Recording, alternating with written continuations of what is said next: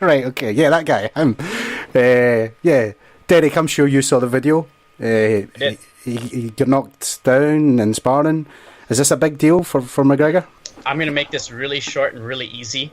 Of course it was a knockdown. He hit him with punches and Paulie fell to the ground.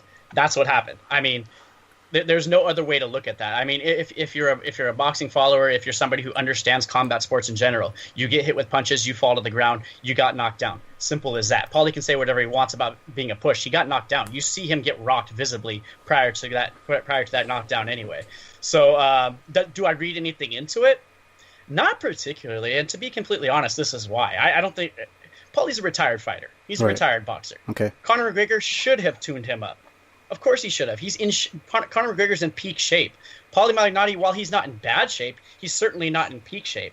So the fact that Conor McGregor tuned him up, I believe it because it should have happened. That's exactly how it should have went. So, people can say whatever they want about it, but let's just be real. It happened how it was supposed to. Clue me up, Derek, and Kevin as well. Like, what kind of boxer was Paulie? I think the only thing I really saw him was he the guy that was losing his mind post-fight with some guy. Don't talk about my side piece. Was that guy?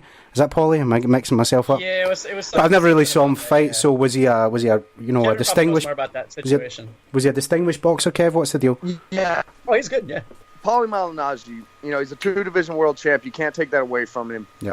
But the guy was very feather-fisted, man. He didn't have a lot of power. He fought a lot like Joe Calzaghe, where he'd come forward, throwing a lot of 1-2s, and one more using volume. The biggest difference between him and Calzaghe was Calzaghe had some pop behind his punches. Yeah. Paulie Malignaggi's a Yankee, and he's always rubbed people the wrong way, especially people from down my neck of the woods. We don't like that loudmouth Yankee fucking big, boastful bullshit fucking attitude that he has.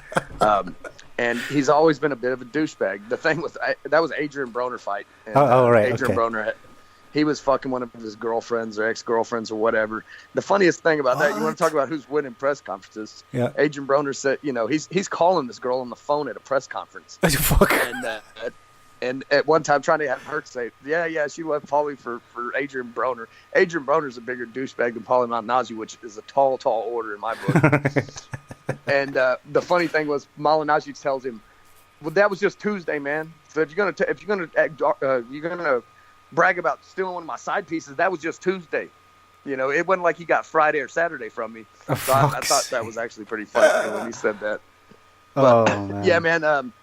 I'm gonna disagree strongly with Derek Bowe on one point. I got beef with you, son. Paulie Malignaggi's not in shape, man. Don't give this man. That's what I just said. No, that's what I said. That's what I said. I said he wasn't in shape.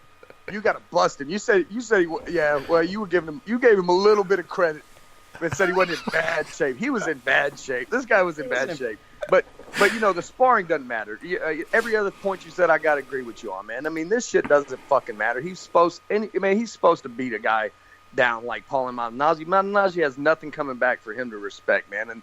And that's 101 shit in boxing. It's all about what's coming back. It's easy to sit on your couch and say, well, why didn't he do this? Well, it's because of what's coming back at him. You know what I mean? Yeah. That's what's going to control a lot of what you're doing. And, 100% was a knockdown.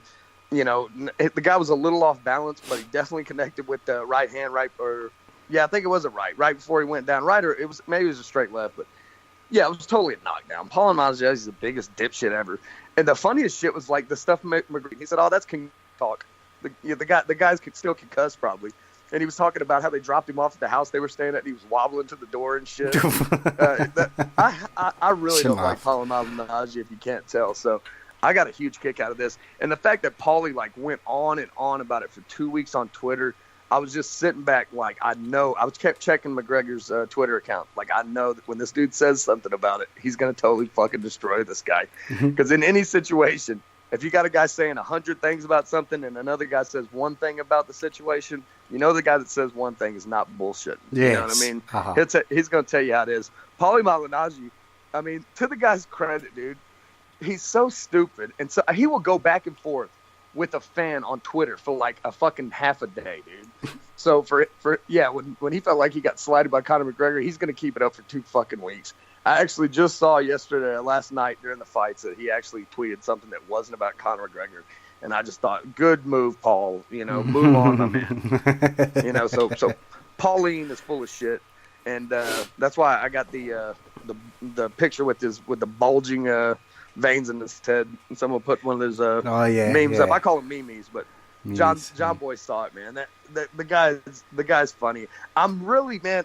I'm hearing that he's still on the telecast, but I just really don't see how you can have him on this telecast with not bringing up the fact that he dogged out one of the participants for weeks on Twitter and in the media, and was training with him. And I mean, I could not sit next to the guy and not bring it up like every 15 fucking minutes. Well, you know right, what I mean? Yeah. I mean, he's so involved now, right? And I heard the little rumours that he's actually championing to try and get a fight.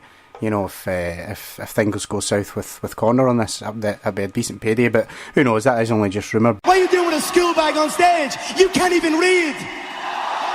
Last bit of business, guys, before we move on to fan questions, is prediction time.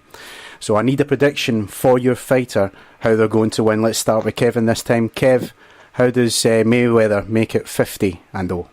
Red corner in the house. I'm so glad you came to me first, man. This is what you're going to see, my man. All right, so, I would say a combination of feeling him out, figuring him out, and really just playing around with him a little bit in the first couple of rounds. I do not see how Floyd Mayweather cannot not knock Conor McGregor out, dude. You know, even if he's the guy's so hittable, and he's going to have his feet so crossed up during this fight. That's really going to be the tail of the tail. I mean, when you're going to see Conor McGregor fumbling around with his feet, man. Floyd is going to be able to set traps with them very quickly into this deal.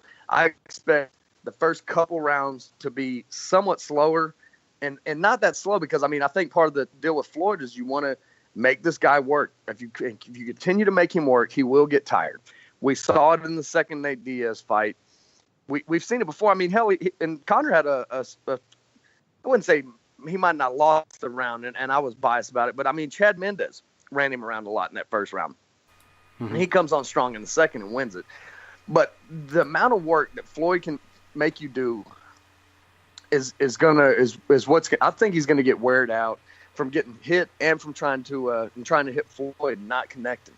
You know, we all know that if you throw a punch and you don't land it, it's a little more taxing on your body than if you throw a punch and you do land it. Yeah. So third round going into it, if Conor makes it out of the third round, he's not making it out of it. If they let him come out for the fourth, he's definitely not coming out of the fifth. He might not make it out of the round. If Conor McGregor is going to have his whole team in his corner, and they're not going to let their golden goose get beat on the way that Floyd's going to beat on him. And another reason I'm going strong with the fourth round is all this bullshit that Conor's been talking. And you know, Mayweather, it didn't go over his head. And he's sitting there, okay, fourth round, that's when you're going to get it done? Watch this. So Floyd, either if Conor's team doesn't stop it, if the corner doesn't stop it, and lets him come out for the fourth, and the ref doesn't stop it when he starts getting beat on, Floyd is going to stop it for you. Fourth round, stoppage, Floyd Mayweather, get your money in a 14-1 shot. Oh. How about that, John Boy? Lay a 20 on that, my man. And, I also bet him way early by knockout, -130, and I just maxed out what they're going to vouch for me at down at the book on Mayweather at -450. I don't see the line getting any tighter than that. I know they got it a little lower over there in Europe, but we got maybe less Conor fans over here, so maybe this holding tight at 450. Could be a shout, and Kev helped me make a lot of money when it was McGregor-Diaz the first fight, right? You called it submission in the second round, and yeah, man, that was plus 375, man. That was great day for America, great day for West Texas. Yeah, great day for me as well. Yeah, Derek, your predictions, sir. McGregor, how does he make that O go? Yeah, I actually felt a little sorry about Kevin here because I feel like he was set up a little bit having to go first because I'm actually doing a full technical breakdown this week. So I've been watching tons of footage, and I have. Well, thank God I didn't have to follow that, dude. yeah, man. I'm not even being sarcastic. His statistical fucking analysis will fucking put my drunk ramblings to shame. You know what I mean? Yes. I'm just a very opinionated guy that's been watching fights for 20 years and drinks a lot of beer on Sunday mornings before John calls me from Scotland. I appreciate the kind words, Kevin. Thank you so much, brother. So I'm going to touch on one aspect of this fight, and I think it's something that Floyd likes to do a lot. Basically, a lot of the things that Floyd likes to do are strengths that Conor can play off of. And one thing in particular is the fact that Floyd likes to fight out of a corner. He loves to do that. He loves to back himself up, because he baits people. He outsmarts people. And this is what's going to be, in my opinion, part of his downfall. So what Floyd likes to do is he likes to put his guard up, and he likes to tuck his elbows into his body for defense. And the way he does that is it enables these fighters to be enticed to go to the body, and they go to the body with hooks instead of straights. And when they go to the body with hooks, what they're doing is they're punching a lot of elbows. If you look back to the Manny Pacquiao fight, he does this a lot. He has those flurries in the corner against Floyd, and people get all excited about them, but really all he's doing is hitting shoulders and elbows. And so Floyd is a master at that. Now, what it also does is there'll be one, maybe two punches to the body, and then they'll abandon going to the body. And what they'll do is they'll close that range and go to the head, and they'll overswing. Floyd Mayweather will slip it, and he'll either tie up or he'll use his counter right hand to land and back them out of the corner. Well, here's what Conor McGregor needs to do, and what his camp and his whole corner and any of his coaches should be telling him to do. Don't abandon the body. Don't be outsmarted by Floyd Mayweather, and punch to the body with straights. Break right through the center of that guard, and you can land. There's an opening right there. And what he should do is not swing for the head when he does that. So he lands two straights, one straight, two straight, hops back out, lands one straight, two straight, hops back out again. Makes Floyd come out of that corner rather than swinging at his head big like every other fighter does. You see it happen with every other opponent Floyd does. So he needs to maintain his distance. And if Floyd does try to clinch, Conor McGregor needs to lose a point. I'm telling you, he needs to lose a point, land a short elbow, make this a fight. Don't get into a boxing match with Floyd Mayweather because it doesn't matter. He's never going to beat. I like it, bro. Yeah, he's not beating Floyd Mayweather on points. I don't care what anybody says. I'm going for Conor McGregor, and I think Conor McGregor can win this fight, but he will not outpoint Floyd Mayweather. I know that's not going to happen. He needs to hurt Floyd Mayweather. He needs to make it a fight. He needs to not swing big. He needs to become a counterpuncher against Floyd Mayweather. Everybody's trying to be an aggressor against Floyd, and Floyd is a master counterpuncher, a master defensive fighter. But if Conor McGregor takes what Floyd does well and makes him his own strengths, he has a real chance in this fight, and I think that's where Conor McGregor can beat Floyd Mayweather. Wow, I never even thought of that. Yeah, that's an interesting point. Make it a dirty fight. Get him rattled. And I think we saw a lot of that in the sparring, the 30 seconds of sparring they let out with Paulo Malignaggi, man. I mean, I do think if he comes in there with the body shots the way you're talking about, Derek, I do think that Floyd will size that up and catch him with some check punches whenever he's coming in there before he gets off. But yeah, man, you're told. The muscling him around on the inside, beautiful game plan, dude. If you got to lose a point, fuck it. Totally, you know what I mean. But I hope it's fun, and he's definitely has the size to do that to a man that's Floyd's size on the inside when it comes to little wrestling around, man, a little dirty boxing, you know. Supposed experts, you're fucking crazy if you think this man stands a chance. His head is too small. Guys, let's move on to the second half. Fan questions. It's that time where we must pour ourselves a large one. Thanks for everyone who got in touch. Facebook.com. Like well, this one is it's wine of Australia, Shiraz, spicy and medium bodied. It's got alcohol in it, and it's in double digits. So Shiraz. There you go. That's how we roll. I'm a cab guy. But I always make an exception for a nice Shiraz. You know, definitely got a little more punch to it than a Merlot, man. That Merlot, that's for girls, bro. You got to drink that Shiraz. I just go for whatever's cheap and does the damage, if I'm honest. But anyway, moving on. Facebook.com/Martial Arts Chat. Reach me on Twitter @Martial Arts Chat. But let's start with the Twitter questions that we got.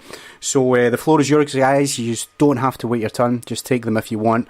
A couple are just comments, so I'll just sort of quickly read them out, but let's get to the questions for the panel. So at JJ Follow tweeted to say 8-ounce gloves won't make a difference. Mosley and Maidana, is it Maidana? We'll tell you that. Madonna. Mark Hurlins _9 tweeted to say not even close. Be lucky if Conor lands 10 punches. Landslide W for Floyd. And at DS Hannock tweeted to say, if McGregor wins this fight, will he return to MMA? Yes, I think he does. Red corner coming out hot. Man, when you started out with F. McGregor, I thought you were staying like, fuck McGregor. I thought, hey, I'm going to like this guy. Now, whenever you can come back and make several $1 million in one fight, which he definitely can. I mean, really, we don't know exactly what he's getting paid off the back end of these pay-per-view numbers. You know what I mean? A lot of this stuff's not disclosed.